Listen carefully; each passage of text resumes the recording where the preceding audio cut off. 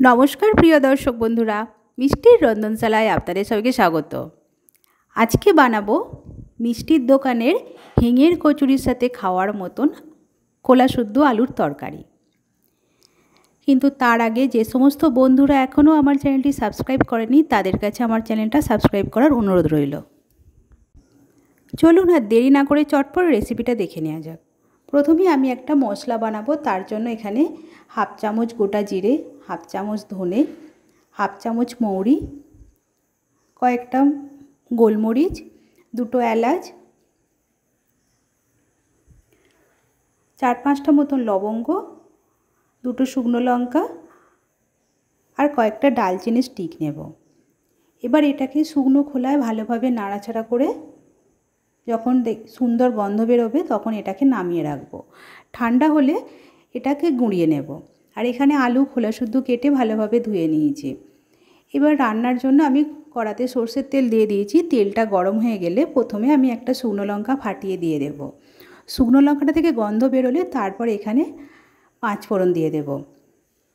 তারপর একটু নাড়াচাড়া করে নিয়ে খোলা শুদ্ধ আলুগুলো তেলের মধ্যে দিয়ে দেব।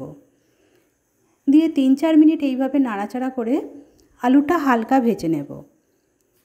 খুব বেশি ব্রাউন করার দরকার নেই, হালকা জাস্ট একটু এইভাবে ভাজা ভজে হলেই হলো।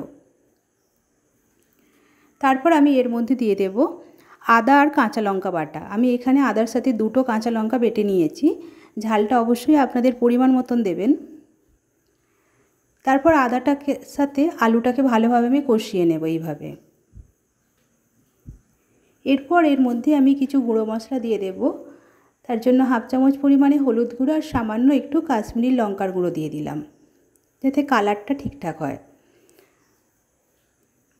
আর ঝালের জন্য এখানে আর লঙ্কা গুঁড়ো ইউজ করব না, যেহেতু আমি কাঁচা লঙ্কা দিয়েছি আর শুকনো মশলার সাথেও আমার গোলমরিচ আছে, তারপর শুকনো লঙ্কা আছে। এখানে মশলাটা নিচেটা একটু লেগে যাচ্ছিলো, তাই আমি বাটি ধোয়া জলটা দিয়ে আর একটু সময় ধরে মশলাটাকে ভালোভাবে কষিয়ে নেব। মশলাটা কষানো হয়ে গেলে তারপর আমি এর মধ্যে গরম জল দিয়ে দেব। গরম জলটা দেওয়ার সঙ্গে সঙ্গে তরকারিটা ফুটতে শুরু করে দিয়েছে। গরম জলটা দেওয়ার পর তরকারিটা একটু নাড়াচাড়া করে নিয়ে তারপর এর মধ্যে পরিমাণ মতো নুন দিয়ে দেবো। দিয়ে আরও একবার নাড়াচাড়া করে নিয়ে চাপা দিয়ে মাঝারি আঁচে রেখে বেশ কিছুক্ষণ রান্না করব। কিছুক্ষণ পর আমি ঢাকনাটা খুলে নিয়েছি। এর মধ্যে আলু সিদ্ধও হয়ে গেছে। আমি একটা আলু কেটে দেখাচ্ছি। এবার একটা বাটির মধ্যে আমি কিছু আলু এইভাবে তুলে নেব। আলুগুলোকে একটু গরম অবস্থাতেই স্ম্যাশ করে নিয়ে এইভাবে দেখুন ম্যাশ করে নিয়েছি। এগুলোকে আমি আবার তরকারির মধ্যে দিয়ে দেব। এতে ঝোলটা একটু ঘন হবে আর টেস্টটাও ভালো হবে। দিয়ে একটু ভালোভাবে নাড়াচাড়া করে নেব। আর এই সময় গ্যাসটা অবশ্যই লো ফ্লেমে রাখতে হবে, নাহলে নিচেটা লেগে যেতে পারে আর ঝোলটা অনেকটাই কমে যাবে। তারপর এর মধ্যে দিয়ে দেব 1 চামচ পরিমাণে চিনি আর যে ভাজা মশলাটা করেছিলাম সেটা দিয়ে দেব। দিয়ে ভালোভাবে নাড়াচাড়া করে নিয়ে গ্যাসটা মাঝারি আঁচে রেখে আরও 1 মিনিট আমি চাপা দিয়ে ফুটিয়ে নেব। তারপর আরও স্ট্যান্ডিং টাইমে কিছুক্ষণ রেখে দেব। তারপর দেখুন পরিবেশন করে নিয়েছি। রেডি হয়ে গেছে আমার খোলা শুদ্ধ আলুর তরকারি।